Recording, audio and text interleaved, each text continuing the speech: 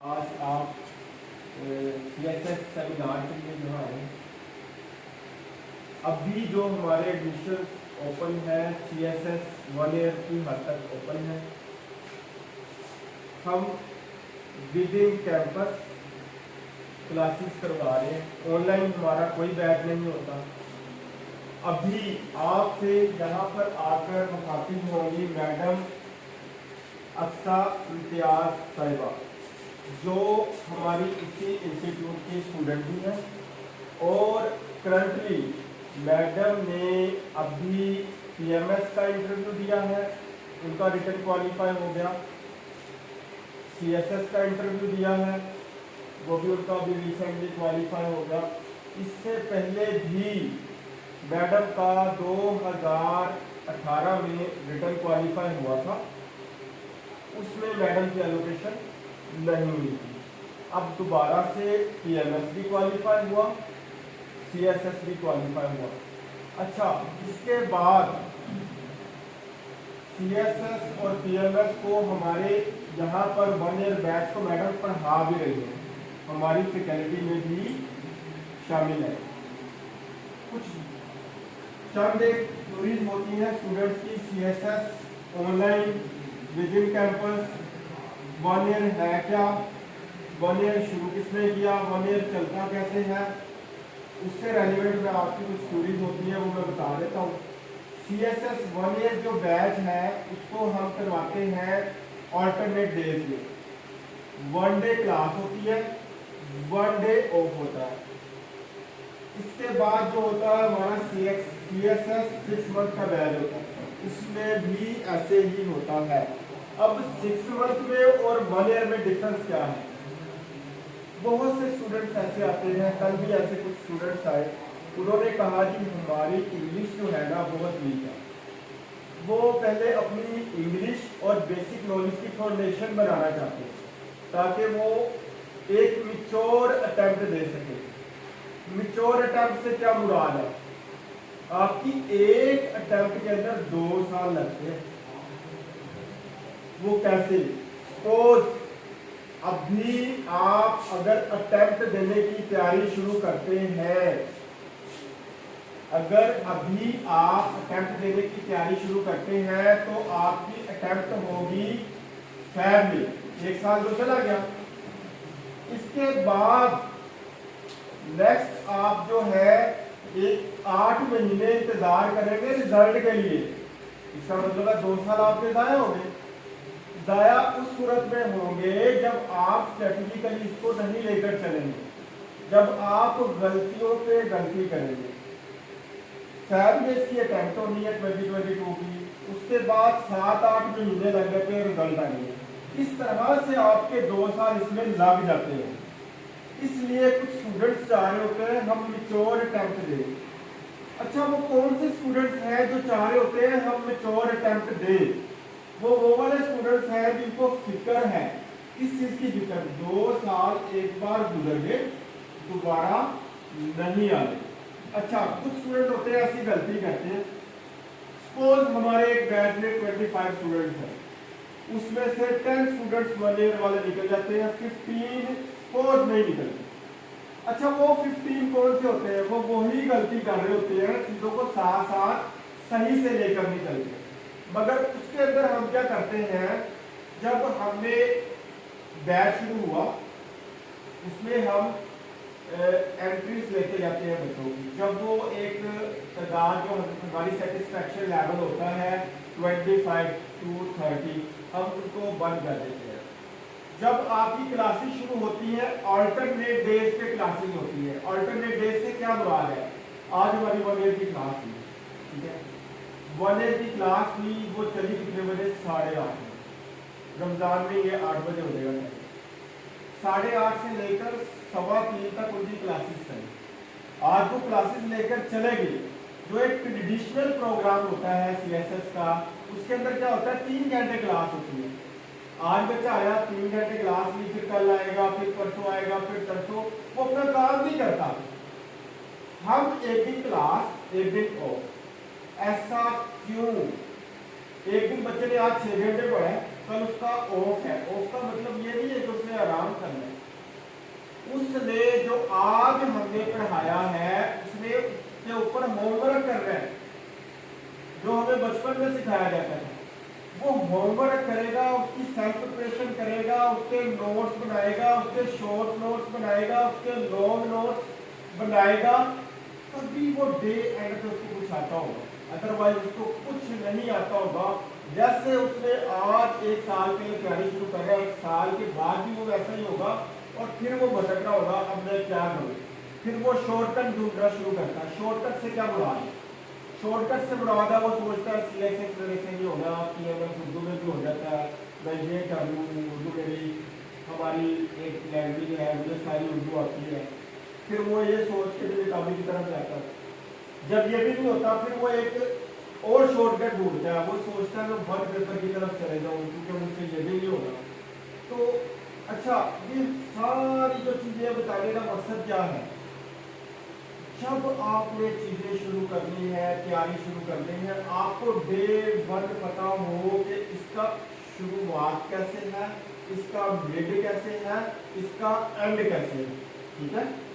अच्छा, अब इस होल जर्नी के अंदर जब आप इंस्टीट्यूट के अंदर आ गए, वंस आपने एडमिशन ले लिया, वंस आपने फीस पे कर दी, उसके बाद no any single penny charge जब तक आपकी कोई भी रिटर्न अटेम्प्ट जो है मैच्योर नहीं हो जाती। ये क्यों?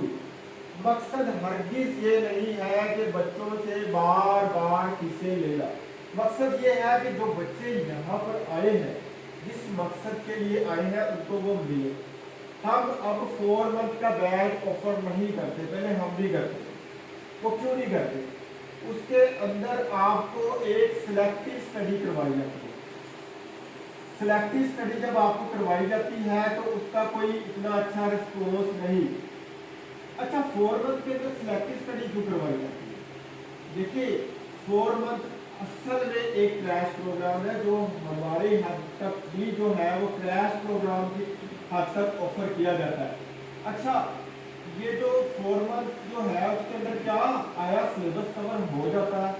हरगिज नहीं होता। 1200 नंबर। आप खुद सोचे, आप एक ग्रेजुएशन की डिग्री लेते हैं, आप इंटरमीडिएट आपने किया, फिर मास्टर्स की डिग्री ले ले, 1200 नंबर क्या 4 महीने में पढ़े जा सकते हैं? नहीं पढ़े जा सकते। आप खुद इसको सोचे। अगर इसको क्वालिटेटिवली लेकर चलना है तो फिर एक CSS वन-ईयर प्रोग्राम आपके पास ऑप्शन है। अगर सपोज एक बच्चा 1 ईयर की तरफ नहीं आना चाहता, वो कहता है मेरी इंग्लिश भी बहुत अच्छी है, ठीक है, मेरी स्कूलिंग अच्छी है, सबसे इम्पोर्टेंट बात मेरी स्कूलिंग अच्छी है, जिन अदारों में मैं पढ़ा जिसमें मैंने बिफोर मैट्रिकुलेशन और आफ्टर मैट्रिकुलेशन, तो मेरी स्कूलिंग बहुत अच्छी है, फिर वो 6 मंथ की तरफ जाए, वो बच्चा जाए। अदरवाइज जो एक एवरेज स्टूडेंट है, मेरे पास कल एक स्टूडेंट आया, शायद वो इधर बैठा, आज उसने आना था, उसने मुझे कहा आप लोगों से हम एक्सपीरियंस सीखते हैं, इधर बैठा दूर होगा। उसने कहा भी नहीं, वो यहाँ का बच्चा नहीं, सॉरी, वो हमारे 1 ईयर का बच्चा है, वो काम भी साथ साथ कर रहा था। उसने कहा कि साथ साथ काम करें। सपोज आप हमारे 1 ईयर बैच में आ जाते हैं, आपने आज क्लास ली, कल अगर आप होमवर्क नहीं करते, वंस आपको हम कहेंगे कि जी आपको एक मरतबा हम आपको इंस्ट्रक्शन देंगे कि आप इसको करें, नहीं तो हम क्लास से निकाल देंगे। एक मरतबा होगा, मैक्सिमम ट्वाइस होगा, उसके बाद ऐसा नहीं होगा, हम बच्चे को निकाल देंगे। और हम अपने जो क्लासेस है उसमें जॉबियंस को नहीं रखते। जॉबियंस बाद में जाकर चीज़ें खराब करते हैं। जॉबियंस क्यों नहीं रखते? देखिए, 20 बच्चे बैठे हैं, उसके अंदर 2 जॉबियन आ गए, उन्होंने बाकियों को भी डिस्टर्ब करना है। हम हरगिज़ ऐसा नहीं करते, बिकॉज उनकी वजह से अदारों को टाइम शॉर्ट करना पड़ता है, सिर्फ 2 स्टूडेंट्स की वजह से। 2 स्टूडेंट्स की वजह से बाकी जो 18 स्टूडेंट हैं वो भी सेक्रीफाइस होते हैं, क्योंकि वो कहते हैं इनका एडमिशन हो जाए। जब इनका एडमिशन हो जाएगा तो जाहिर बात है बच्चे 20 हो जाएंगे। अदारों का कंसर्न होते हैं कि फीसें हैं, यहाँ पे ऐसा कंसर्न कोई नहीं है, बिकॉज हम जॉबियन को भी नहीं रखते। जॉबियन कहते हैं हमारा टाइम शॉर्ट करें, हमने जॉब भी करनी होती है या बिजनेस से हम टाइम निकालते हैं, हम टाइम अपनी जॉब के बाद थोड़ा सा टाइम ग्रैब करते हैं सीएसएस के लिए, ना तो उसे सीएसएस होता है और जो बच्चे करने वाले होते हैं उनका भी टाइम खराब होता है। ठीक है, अच्छा इसके बाद अभी मैं मैडम साहिबा को भेजता हूँ। मैडम अक्सा इम्तियाज साहिबा सीएसएस अभी रिटर्न क्वालिफाई किया, अभी 25 को उनका इंटरव्यू हुआ है, सीएसएस भी क्वालिफाई किया और टीएमएस भी किया। अभी आपसे वो आएगी, बात करेगी, आपने कोई ऑप्शनल में बात करनी है, आपकी कोई क्यूरीज है, आप कुछ पूछना चाहते हैं, आप मैडम साहिबा से बात करें, मैडम आपकी सारी क्यूरीज को एड्रेस करेंगी। मैडम वेलकम जी, thank you.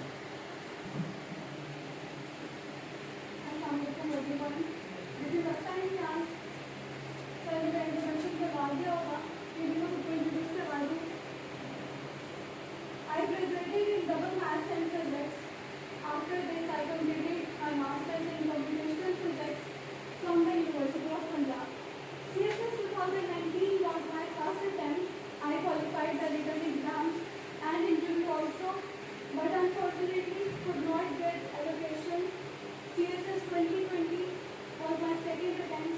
Alhamdulillah, I have qualified the written exam and now we are waiting for the final results.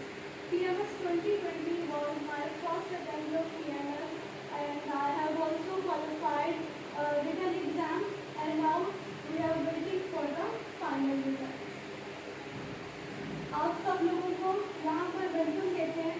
सब लोगों को CSS के बारे में पता होगा। आप सबको पता है कि ये रिटन एग्जाम है सबसे पहले, इसके बाद 1200 मार्क्स का रिटन एग्जाम है, 300 मार्क्स आपके इंटरव्यू के लिए हैं।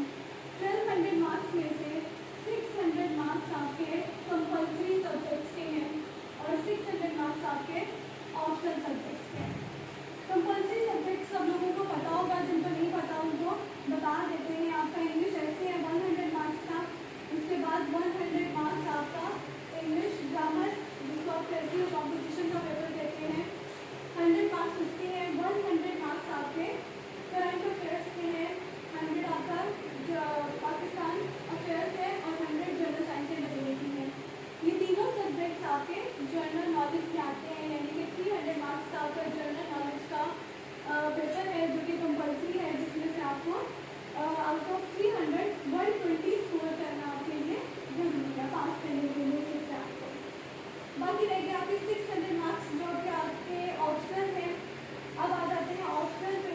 सबसे इम्पॉर्टेंट जो आपका डिसीजन है, आपने डिसाइड कर लिया कि आप CSS में या PMS में आप लोग अपेयर होना चाहते हैं। उसके बाद सबसे इम्पॉर्टेंट ये है कि आपने कौन से ऑप्शनल सब्जेक्ट्स ऑप्ट किए हैं। फर्स्ट आपका डिसीजन है जो कि बहुत मैटर करता है आपकी सक्सेस को लेकर। तो सबसे पहले तो आपको ऑप्शनल सब्जेक्ट्स वो ऑप्ट करने हैं जो कि आपके ओवरलैपिंग सब्जेक्ट्स हो, जैसे आपके कंपल्सरी सब्जेक्ट्स के साथ। फॉर एग्जाम्पल अगर हम कंपल्सरी सब्जेक्ट्स की बात करें,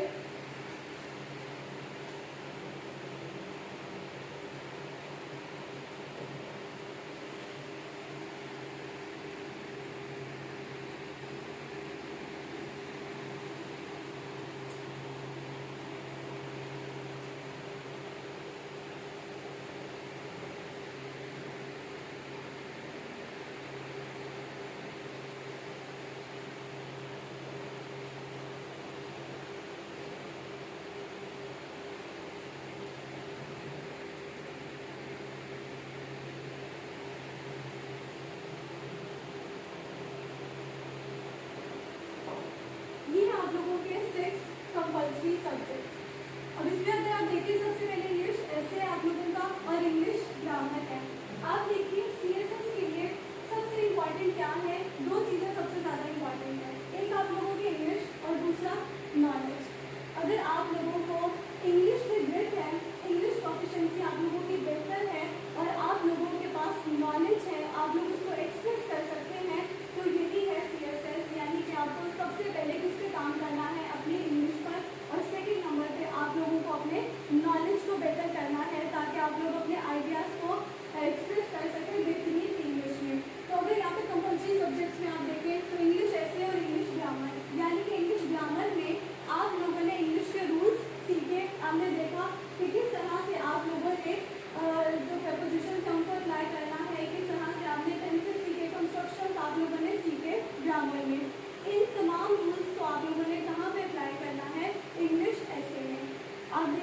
आप लोगों के पास बहुत से अल्फ़ाबेट्स होते हैं जो वर्ड्स बनाते हैं। यही वर्ड्स जब आप लोग करेक्ट करते हैं तो ये सेंटेंस की फॉर्म बन जाता है, और जब सेंटेंसेस को अरेंज करते हैं ये पैराग्राफ बन जाता है, और उन्हीं पैराग्राफ्स को अगर अरेंज करके आप लिखते हैं तो आपका इंग्लिश ऐसे बन जाता है।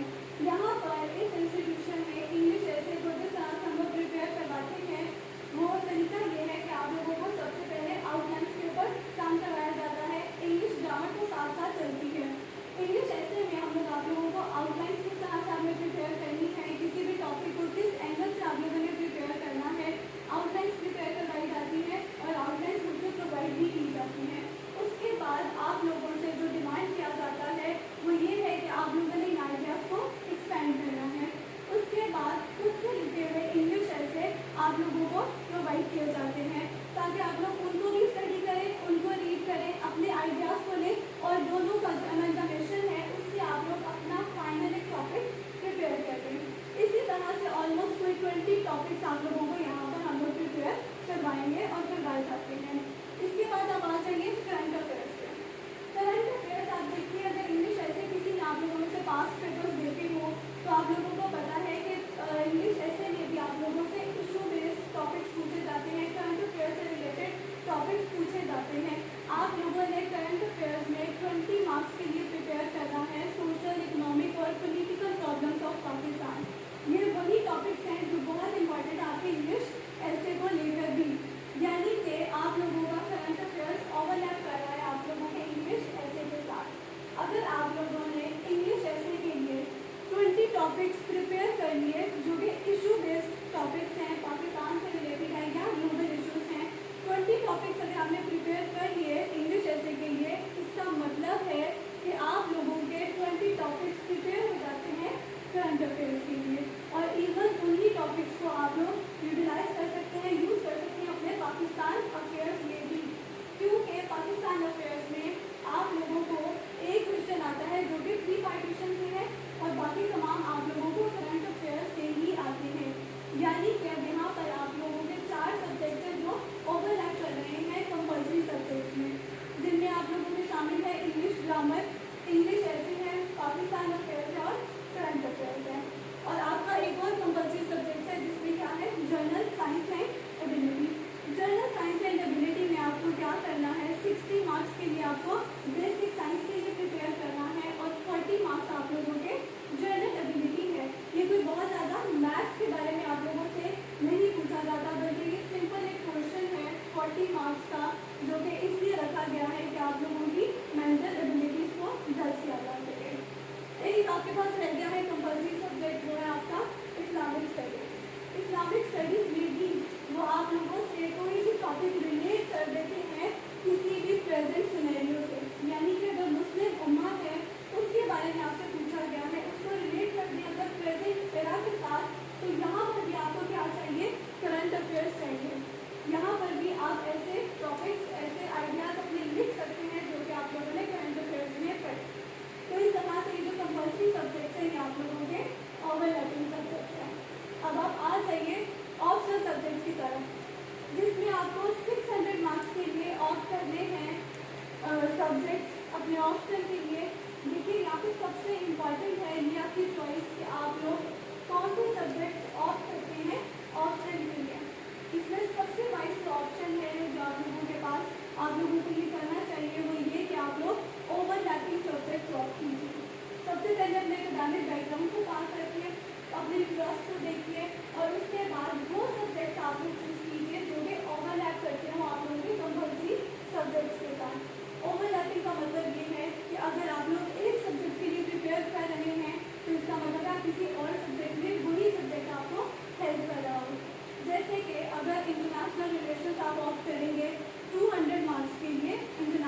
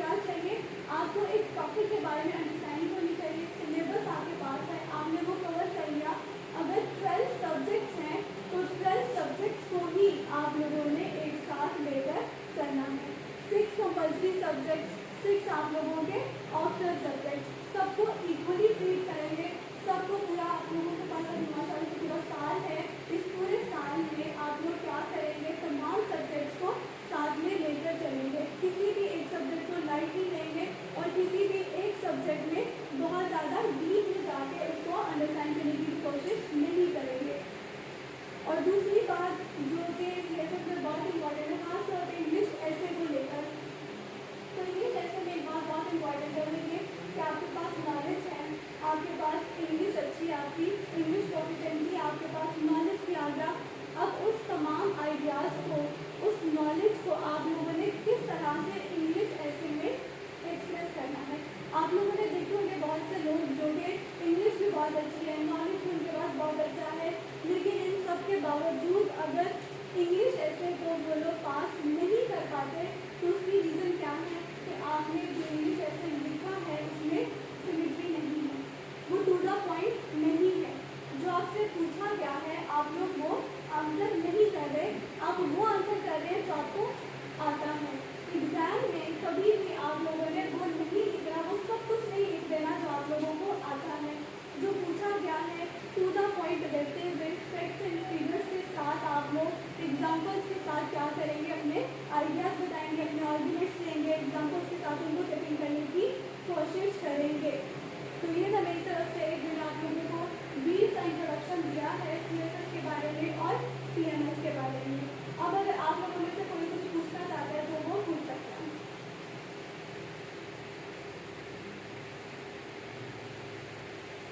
कोई कुछ भी पूछना चाहता है?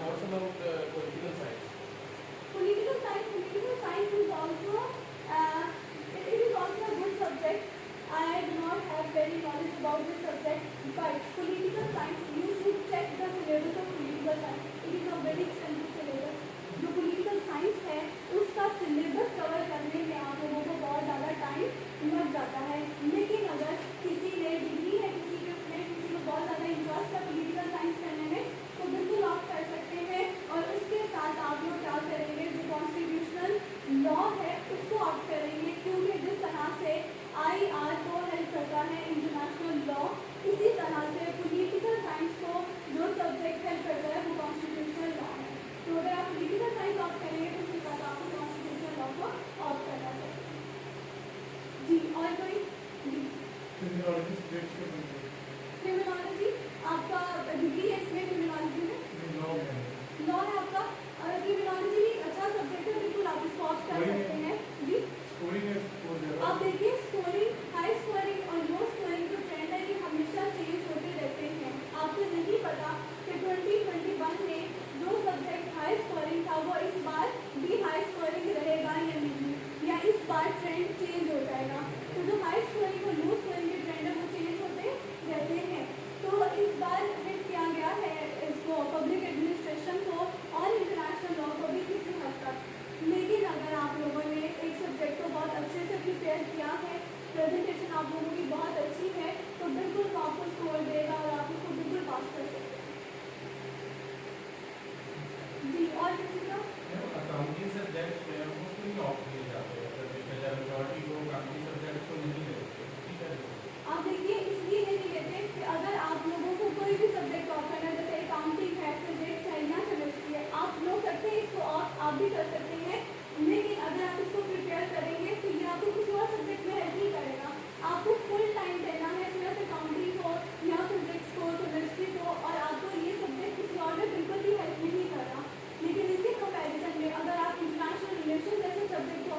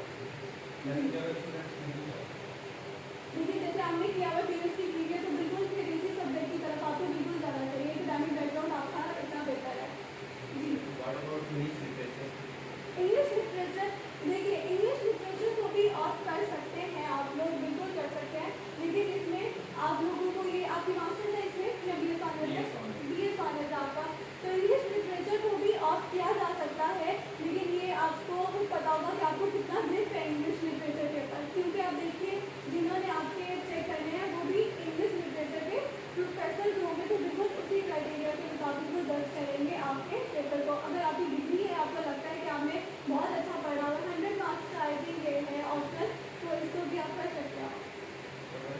वन ईयर प्लान में ये कौन सब्जेक्ट भी यहाँ पे पढ़ाए जाएंगे? अब देखिए 1 ईयर प्लान है यहाँ पर, ये तो आपको सर बेहतर बताएंगे कि किस तरह से आपको स्कूल टाइम में लेकर चलेंगे। अदरवाइज यहाँ पे पहले तो कंपल्सरी सब्जेक्ट्स आपके स्टार्ट होंगे, इसके बाद ही पॉलिसी बनेगी आपकी ऑप्शनल सब्जेक्ट्स को लेकर के, ठीक है। तो सर आपको गाइड कर देंगे कि किस तरह से उन्होंने ऑप्शनल सब्जेक्ट्स की स्ट्रेटेजी आपको लेकर, ठीक है जी। और किसी का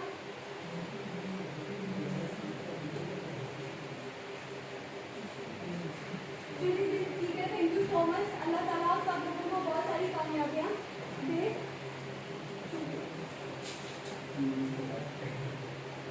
जी फर्दर ऐसा है कि अगर आपकी कोई क्वेरी है, आप मुझसे पूछना चाहते हैं, आप एडमिशन ऑफिस हमारा हमारा स्टाफ रहता है, उससे जाकर डिस्कस करना चाहते हैं बैठो। अगर मेरे से रेलिवेंट कोई क्वेश्चन है तो आप पूछिए। वन ईयर प्लान भी बता दें कि ये कंपल्सरी सब्जेक्ट पहले पढ़ाए जाएंगे। देखिए इसमें कंपल्सरी, ऑप्शनल और एडिशनल सब्जेक्ट्स भी शामिल है। अच्छा, एडिशनल सब्जेक्ट से क्या मुराद है? कुछ चीज़ें ऐसी होती हैं कि आपका इंग्लिश राइटिंग एक्सप्रेशन जो है ना, वो सारे सब्जेक्ट में बड़ा स्ट्रॉन्ग होना चाहिए। उन सब में हेल्प करते हैं कुछ सब्जेक्ट्स। वो कुछ ऐसी बुक्स होती हैं जो रिकमेंडेड एंड रेफरेंस बुक्स होती हैं, जो लोग CSS कर जाते हैं वो उनको ज़रूर पढ़ते हैं। वो स्पेशली हम उनको रिकमेंड करते हैं, इवन इंस्टीट्यूट की तरफ से देते भी हैं इसी चार्जेस में जो आप इधर पे करते हैं। अच्छा, एक और इम्पोर्टेंट बात आपने ये बात कर दी, आपको बता दूं, जब आप यहाँ पर एडमिशन ले लेते हैं, जब जिसका दिल करता है, जो समझता है कि लेना चाहिए, उसके बाद उसमें उसको जो इम्पोर्टेंट नोट्स है, बुक्स है, हैंडआउट्स है, इसी के अंदर शामिल है। अच्छा, इसके बाद टेस्ट होते हैं, वो भी इसी में शामिल है। वीकली, मंथली, मॉक टेस्ट सब इसी में आपकी इसी कोर्स में शामिल है। अच्छा, ये मैं क्यों बता रहा हूँ? जब आप किसी इंस्टीट्यूट में जाते हैं, अकेडमी में जाते हैं, अदारे में जाते हैं, वहाँ पर आपको हिडन चार्जेस के तौर पे डिस्टर्ब किया जाता है। बाद में आप ये दें, वो फलाने नोट्स के पैसे दें, फलाने चार्जेस दें। यहाँ पर आपको ऐसी कोई डिमांड नहीं की जाएगी। No any single penny hidden charges, ठीक है। ये एक तरीके का। अब आपका था कि कंपल्सरी एंड ऑप्शनल, जी कंपल्सरी भी पढ़ाएंगे, ऑप्शनल भी पढ़ाएंगे, एवेल्युएशन भी करवाएंगे, फीडबैक भी करवाएंगे। अच्छा, एवेल्युएशन फीडबैक से क्या मुराद है? होता क्या है, इंस्टीट्यूट में टीचर आया, क्लास में गया, उसने लेक्चर दिया, क्लास से बाहर निकला, गाड़ी में बैठा घर। यहाँ पर ऐसा नहीं होगा। अब मैडम ने आज सुबह की क्लास ली है मॉडल की, मैडम यहाँ पर मौजूद है, उनकी क्लास हो या उन्होंने इवनिंग की क्लास लेकर जाना है। अब उस दौरान अगर कोई बच्चा एवेल्युएशन एंड फीडबैक लेना चाहता है, जो बहुत ज़रूरी है। एवेल्युएशन एंड फीडबैक से मुराद क्या है? जब आप अपने नोट्स बनाते हैं, अपनी प्रिपरेशन करते हैं, शॉर्ट नोट्स बनाते हैं या लॉन्ग नोट्स बनाते हैं, उस दौरान आप अपना काम चेक करवाते हैं किसी मेंटोर को, इसे एवेल्युएट कर दे, इस पर फीडबैक दे दे, आया जो मैं कर रहा हूँ ये CSS में जो रिक्वायरमेंट है, जो स्टैंडर्ड्स है, उसको मीट करता है या नहीं करता, वो भी इसी में आपको अब फैसिलिटेट करेंगे, ठीक है। और किसी का कोई सवाल? सर सब यही कहते हैं कि हम करवा के देंगे, आप फीडबैक जो भी होगी वो करेंगे।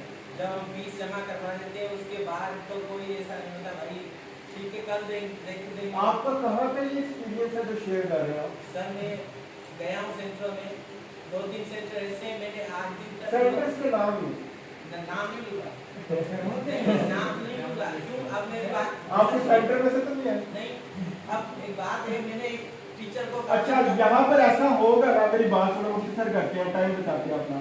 अगर ऐसा यहाँ पर होगा तो वेलकम, मेरे पास आ जाना, ठीक है। कॉपी रिटर्न होगी हमारी, सब कुछ भाईजान, सब कुछ होगा।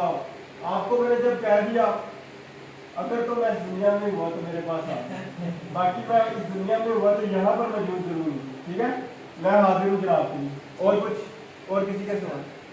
जी जी जी, आप पूछे, आपको मौका दें। 1 ईयर प्लान के अंदर कंपल्सरी और ऑप्शनल सब्जेक्ट का ड्यूरेशन कितना होगा?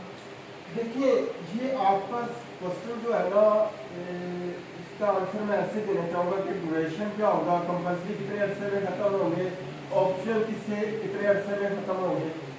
एक्चुअल जो ड्यूरेशन चाहिए होता है ना, 5 to 6 मंथ चाहिए होता है इनको अच्छे तरीके से विदाउट जो है ना सिलेक्टिव स्टडी ख़त्म करवाया जाए अच्छे अंदाज में।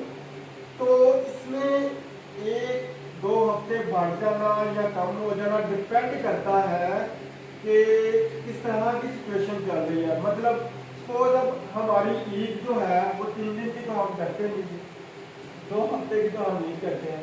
क्यों? हमारे जो CSS स्टूडेंट कर रहे होते हैं, मेजॉरिटी स्टूडेंट आउटसाइडर होते हैं। लाहौर में से बहुत कम स्टूडेंट्स होते हैं, कोई किसी शहर से आया होता है, फिर कोई किसी और जगह से, जैसे ये दोस्त भी आए थे कल परसों, ये सिंध से आए हुए हैं।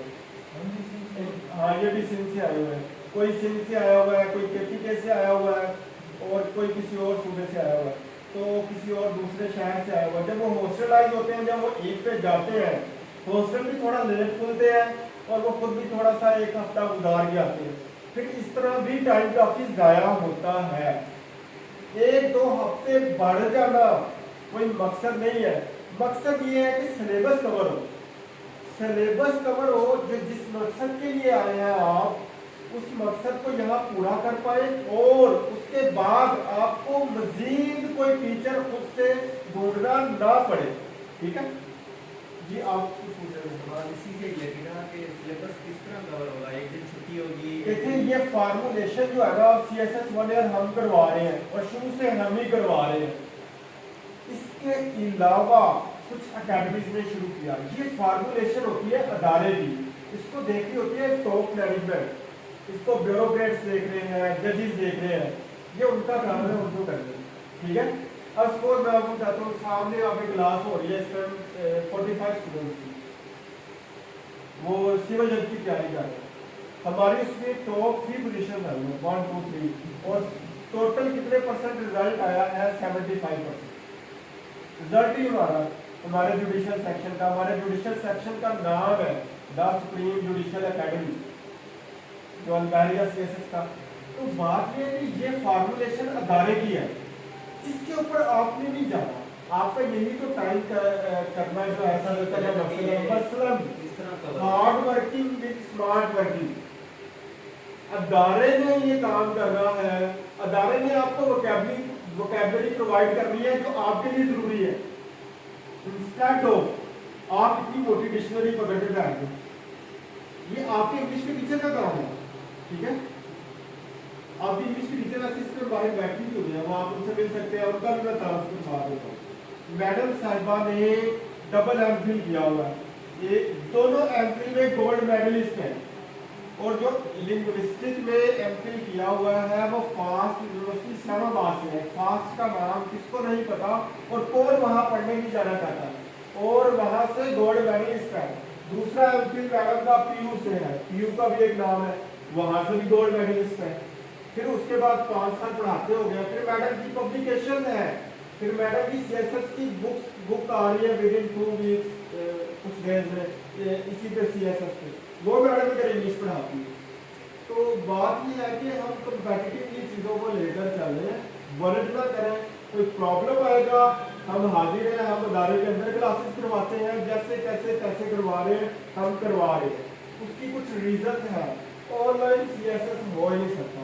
पिछले साल सबने सब कुछ करके देख लिया, अब नहीं करना चाहता। हाँ, कोई मजबूर है, किसी और शहर में है, फिर भी वो क्लास ले रहा है, वो एक अलग बात है।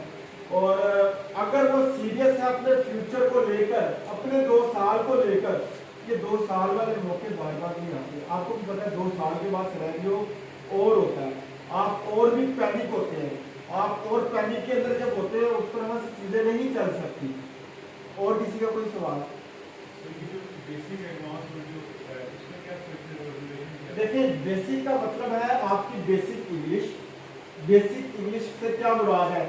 ग्रामर, ग्रामर के अंदर आपकी जो भी बेसिक जो है ग्रामर जो सेंटेंसेस का स्ट्रक्चर है, जो आप पैराग्राफ लिखते हैं, फिर पैराग्राफ जब आप लिखते हैं सीएसएस के अंदर एक पैराग्राफ का दूसरे पैराग्राफ के साथ कनेक्शन, फिर उसका एक सीक्वेंस जो भी आप सिनेरियो डिस्कस कर रहे हैं ये कवर करवाना।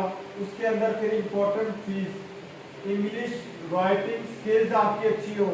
स्किल्स से क्या मुराद है, जो लिख रहे हो, जो कह रहे हो वो समझ आ रहा हो। आप क्या मिस्टेक करते हैं ज्यादातर, आप पैराग्राफ सेंटेंस बहुत लंबा लिख देते हैं, एक सेंटेंस ही आपके एक पैराग्राफ के बराबर हो जाता है, वो बहुत बड़ी मिस्टेक है, पूरा मीनिंग चेंज हो जाता है। इंग्लिश के बहुत से मसाइल हैं बहुत से बच्चों में, फिर कुछ बच्चों की वोकैबुलरी अच्छी नहीं होती, फिर वोकैबुलरी तो होती है वो यूज नहीं करना आ रही होती, किस जगह पे कौन सा अल्फाज यूज करना है। तो मैं अगर आपको इंग्लिश के मसाइल करवाने लगूंगा ना वो खत्म नहीं होंगे, ठीक है। फिर अगर आप बेसिक नॉलेज पे चले गए, सबकी स्कूलिंग एक जैसी नहीं है, आपका बेसिक नॉलेज एक दूसरे में वेरिएशन रखता है।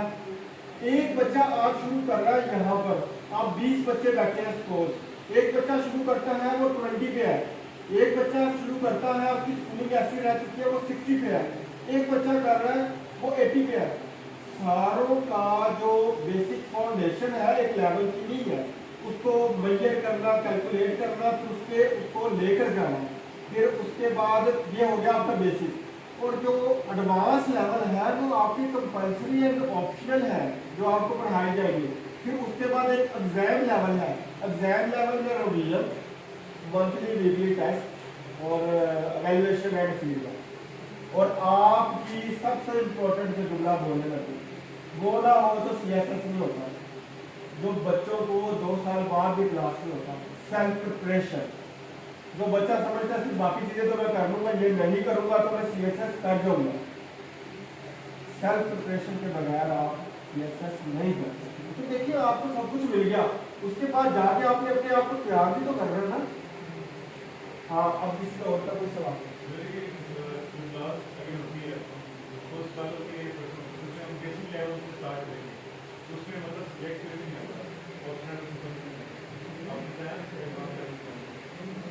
ऑप्शन की सिलेक्शन की बात कर रहे हैं।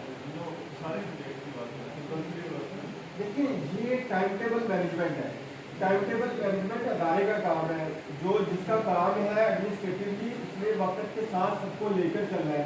हमें प्रॉब्लम आई जॉबियन की वजह से, क्या प्रॉब्लम आई? जॉबियन कहते हैं, अभी एक मैडम उठ के चले गए यहाँ से, वो कहती है मैं जॉबियन है, हमें नहीं देना जॉबियन को एडमिशन। वो जॉबियन क्या करते हैं, वो कहते हैं हमारी क्लास 5:30 बजे शुरू करो यूट्यूब में। भाई आप एक बच्चे की वजह से हम 20 बच्चों का सत्यानाश नहीं कर सकते, उनका फ्यूचर खराब नहीं कर सकते। आप समझिए प्रॉब्लम। ये कुछ स्टैंडर्ड्स है, एसओपीज है, ये अदारे ने देख लिया, ये और किसी का भी सवाल?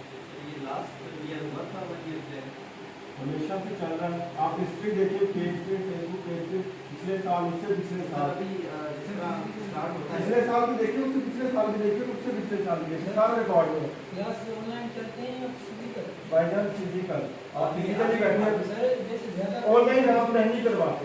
सर जैसे ज्यादा पेमेंट कंडीशन आ जाती है, ज्यादा जैसे ज्यादा हालत खराब होती है तो ऑनलाइन इंशाल्लाह नहीं होंगे, फिक्र ना करें, अब स्मार्ट लॉकडाउन नहीं होगा। और वैसे भी हम ऑनलाइन पे नहीं जाते, ऑनलाइन पे आपको पता है हम जैसे कैसे कोरोना एसओपीज के मुताबिक ही चल रहे हैं, और हम लिमिटेड स्टूडेंट्स रखते हैं क्लास के अंदर, तो उस तरह चीज़ों को लेकर चलते हैं। लास्ट ईयर अप्रैल में क्लासेस चल रही थी यहाँ पे? जी चल रही थी। हमारा ये कैंपस फैब में शिफ्ट हुआ है, इससे पहले हमारा कैंपस और था। जब से ये यहाँ पे शिफ्ट हुआ है और ये कोरोना के दौरान शिफ्ट हुआ ये वाला कैंपस, इससे पहले हमारे कैंपस और थे किसी और जगह पे। और किसी का कुछ सवाल? देखिए फैकल्टी मेंबर्स में मैं आपको बता दूँ, इसमें अदारे भी यही करते हैं, मगर हम उससे वेरी क्लियरली ट्रांसपेरेंसी के साथ बताते हैं। सीएसएस क्वालिफाइड होंगे, सब्जेक्ट स्पेशलिस्ट होंगे। जहाँ पर सीएसपी एक्सपर्टीज रखता है, सीएसपी होना काम नहीं है, उसका टीचर होना काम है। अब आप में से कोई भी सीएसपी बन गया, अल्लाह करे मेरा सारे बने, मेरी दुआ है, तो आप क्या कोई हर कोई टीचर बन देगा? सीएसपी होना काम नहीं है, टीचर हो गया काम है। बहुत से सीएसपी के लेक्चर्स पढ़े हुए हैं, शुरू कहीं से होता है कहीं पे जाता है, ऑनलाइन देख ले। सिर्फ सीएसपी समझ के उससे सेटिस्फाई हो जाना काम नहीं है, क्योंकि रिजल्ट नहीं आएगा। हमने हमारी कुछ कैलकुलेशंस है, कुछ हमारे स्टैंडर्ड्स हैं जिसके मुताबिक चलते हैं। अगर सीएसपी है, उसकी एक्सपर्टीज है सब्जेक्ट में, तो यहाँ पे डाइस पे आएगा।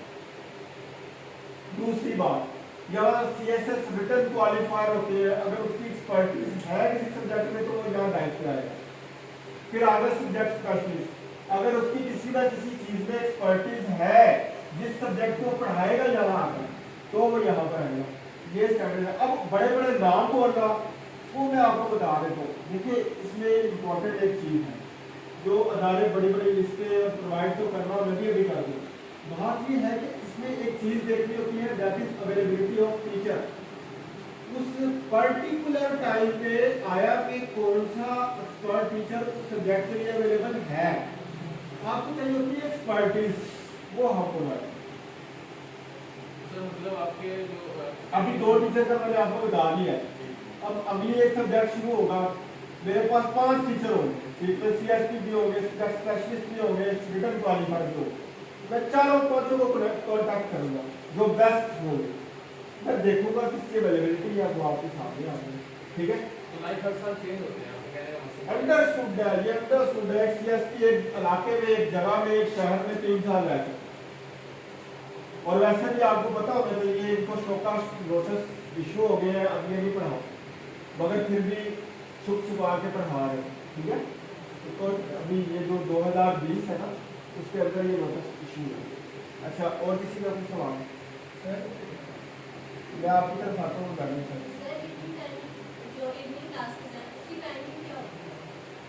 इंग्लिश अभी तो है 5:30 बजे, रमजान में ये ऊपर चले जाएंगे। ठीक है, मगर आप इवनिंग में क्यों पढ़ना चाह रहे हैं? मैं आपसे ये पूछना चाहूँगा, आप जॉगिंग बेटा फिर आप मॉर्निंग में, बिकॉज देखिए हमने आपको वो बात बतानी है, अगर तो आप जॉगिंग नहीं है तो माई कंसिडरेबल ओपिनियन फॉर यू कि अगर आप सीरियस हैं अपने फ्यूचर के साथ तो ना खेलिए, तो ना खेलिए, आप मॉर्निंग में आए। समटाइम कुछ बच्चे अपॉर्चुनिटी कॉस्ट टॉलरेट नहीं करना चाह रहे होते। अपॉर्चुनिटी कॉस्ट की डेफिनेशन पता है आपको? अपॉर्चुनिटी कॉस्ट होती है कि अगर आपने एक चीज हासिल करनी है, उसके लिए किसी ना किसी एक चीज को आपको सैक्रिफाइस करना पड़ेगा। ये आप सोच लें, ये तो करना पड़ेगा। मतलब आप मॉर्निंग में आए, उसमें आपको अपनी नींद को भी सैक्रिफाइस करना हो सकता है। अगर आप एक छोटे मोटे स्कूल में पढ़ा रहे हैं, उसको भी सैक्रिफाइस करना हो। अगर आप तंग होते हैं, जल्दी उठ के नहीं पढ़ सकते, तो आपको करना तो पड़ेगा सैक्रिफाइस। अब मैं बताता हूँ जो सीएसएस कर जाते हैं, मैं आपको बताता हूँ। उनका शेड्यूल होता है, उन्हें फजर रात पढ़ना होता है 12-1 बजे तक, फिर वो सोते हैं, फजर की नमाज पढ़ते हैं। फजर की नमाज के बाद जब वो पढ़ते हैं ना, वो बड़ा फ्रूटफुल होता है। फिर उसके बाद वो जब पढ़ रहे होते हैं, वो एक चीज का इंतजार कर रहे होते हैं। एक तो उनका ब्रेकफास्ट होता है, दूसरी बड़ी इंपॉर्टेंट चीज होती है उनके लिए जो उन्हें सीएसएस कर जाता है, वो होता है न्यूज़पेपर। उनके अंदर एक क्यूरियोसिटी होती है, तजस्सुस होता है कि हमने न्यूज़पेपर पढ़ना है। वो न्यूज़पेपर का इंतजार कर रहे होते हैं, वो आता है, उसकी चीजें देखते हैं, क्या हाईलाइट्स आए, अच्छा आज ये आ गया, ये मैंने ये अपने नोट्स में डाला हुआ है, अच्छा ये एजुकेशन का टॉपिक आ गया है, उसको उतारेंगे, उधर फाइल में लगाएंगे। बच्चे ये ऐसी इतनी ज्यादा चीजें हैं, विद ऐसी तो टाइम जब आप ज्वाइन करेंगे ना, आपको पता चलेंगे। और किसी का कुछ सवाल? सर कंपल्सरी जो सब्जेक्ट है वो सब इंग्लिश है, जो ऑप्शनल सब्जेक्ट हैं वो आप सिलेक्टिव कराएंगे या? बेटा ऑप्शनल जब आप हमारे पास अगर आते हैं, ज्वाइन करते हैं, ऑप्शनल एक ऐसी इम्पोर्टेंट चीज है जिसको यहाँ पे माइन्यूटली डिस्कस नहीं किया जा सकता। इन डिटेल डिस्कस करना बहुत जरूरी है। ऑप्शनल डिसाइड करते हैं कि आपने आगे जाना है कि नहीं जाना। मैं बताता हूँ पहली बेसिक गलती क्या करते हैं बच्चे, बड़े गौर से सुनना, ये बेसिक गलती हर बच्चा करता है। वो कहते हैं नहीं हमारा स्टडी बैकग्राउंड ये फलाफला था, हमने इस वजह से एक फलाफला सब्जेक्ट रख लिया। वो 100 नंबर का फलाफला सब्जेक्ट रख लेते हैं और बाकी 1100 नंबर जो है वो फिर उस अपने जो स्टडी बैकग्राउंड है उससे डिफरेंट काढ़े होते हैं। ये बड़ी इंपॉर्टेंट चीज़ है। और किसी का कुछ सवाल है? ये मतलब क्या एक्सपेक्ट है कि हमसे स्टार्ट हो सकता है, मतलब हमारा जो सिलेबस है कब से कंप्लीट है? ब्रदर ये एक बड़ी इंपॉर्टेंट चीज़ है, ये सिलेबस और आपकी बेसिक्स और इसके बाद शुरू होने हैं, ये वक्त पे शुरू हो गया, आप फिक्र ना करें। जब आप ज्वाइन करते हैं ना, ये अभी इसी वक्त इसको बताना मैं समझता हूँ मुनासिब नहीं है। ये बिल्कुल ऐसा सवाल है, ये वक्त बताता है कि कैसे कैसे चीज़ें चल रही हैं, कौन से बैच में कौन सी प्रॉब्लम आ रही है और उसको हमें कैसे लेकर सकते हैं। अगर ऐसे ही किताबी बातें या लिखी पढ़ी बातें जो मैं पहले से सोच के आया हूँ या हमें बतानी है, यहाँ पर ऐसा नहीं होगा, बिकॉज ये एक स्ट्रेटेजिकली प्लान है। इसको वक्त के मुताबिक हमने रिवाइज करना होता है, इसको रिव्यू करना होता है, इसको अमेंड करना होता है, इस तरह हम लेकर सकते हैं। और किसी का चले, इसके बाद ऐसा है कि आप हमारे ऑफिस में आए, मैडम साहब बैठे हैं और भी स्टाफ बैठा है, आपकी किसी किस्म की आपकी पूरी है वेलकम। अगर आप अपनी इनरोलमेंट करवाना चाहते हैं, इसके बाद हमारा 1 ईयर वाला कोई बैच नहीं है, क्योंकि आपने वैसे ही जानने हमारी काम है। अगर आप वाकई ही सीरियस हैं और सीरियस तौर पे इन चीज़ों को लेकर चलना चाहते हैं, तो आप अपनी इनरोलमेंट करवाएं without any further delay. Thank you very much. Fees structure वगैरह ऑफिस में